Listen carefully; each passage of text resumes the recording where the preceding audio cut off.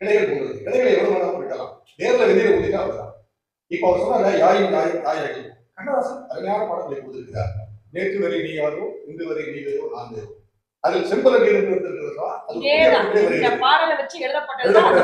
செம்மண்ணிலே தண்ணீரை போல் நாம் காண வந்தோம் இது.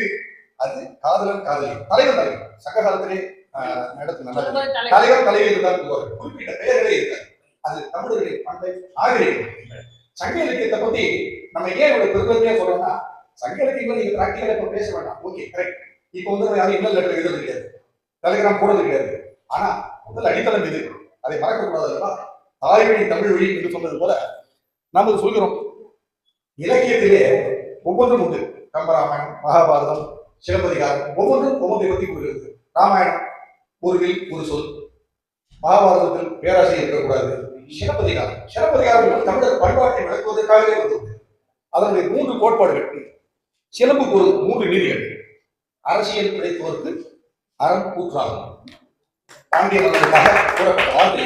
அதாவது அறம் பிறகு ஒரு நீதி கூறுகின்ற காரணத்தினால் அடுத்த வார்த்தை உரைசால் பத்திரிகை உயர்வோர் என்று தன்னுடைய கணவனுக்காக அந்த அரச சபையிலே போகிறார் பார்த்தாலே, அப்போதான் அந்த உரைசாலை உரைவோர் ஏற்றுவார்கள்.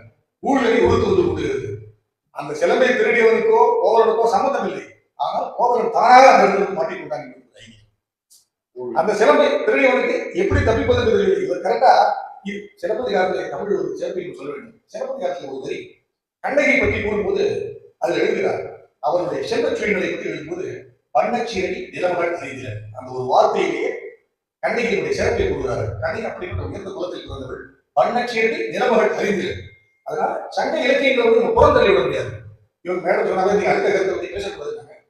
இப்ப கால இலக்கியங்கள் நீங்க பேசுங்க, இப்ப சங்க இலக்கியம் வேண்டாம்னு சொல்றோம். ஒரு பேச்சுக்காக சொல்றேன். ஒரு உயர் அதிகாரிக்கு கடிதம் எழுதும் போதோ இல்லை மேடையில் பேசும்போதோ பாடா போடான்னு பேச முடியாது. அங்கு உங்களுடைய தமிழோ தமிழ் படுது எந்த லாங்குவேஜா இருந்தாலும் சரி, அதுல உயரிய வார்த்தைகளை தான் நீங்க போட முடியும். ஆங்கிலத்துல எழுதாலும் சரி, அதுல கலோக்கியல் லாங்குவேஜ் பேச முடியாது. அதாவது எப்படின்னு சொல்றாங்க, தீபாவளி வந்து வருஷத்துக்கு ஒரு தடவை தான் வருது. ஆனா போன தீபாவளி வந்து அடுத்த தீபாவளி வரைக்கும் ஞாபகம் வரும். பட்டு வேஷ்டி தினம் கட்டுவது இல்லை, விசேஷ தினங்களுக்கு தான் கட்டுகிறோம். ஆனால் அதற்கு ஒரு சிறப்பு உண்டு. இலக்கியம் அது போலதான். இலக்கியத்தை நம்ம குறைத்து மதிப்பிடவே முடியாது. வாழ்வியல் என்று சொன்னார்கள் பார்த்தார்களா, வாழ்வியல் இலக்கியம் பின்னி பிணைந்துதான் இன்னும் பின்னி பிணைந்துதான் இருக்கிறது. அது வந்து மாற்றுக்கருத்தே இல்லை. அதனால சங்க இலக்கியங்கள் இல்லாவிட்டாலோ இலக்கணங்கள் இல்லாவிட்டாலோ நம்முடைய வாழ்வு இல்லை. நாம் புதுமை வருகிறது, புதுமைக்கு எதிரானவர்கள் அல்ல. ஏன்னா நீ புதுமையோட வாழ்ந்துருக்கோம், அதுல வந்து மாற்றுக்கருத்து இல்லை. ஆனால் பழமையை மறக்காம புதுமை இல்லை.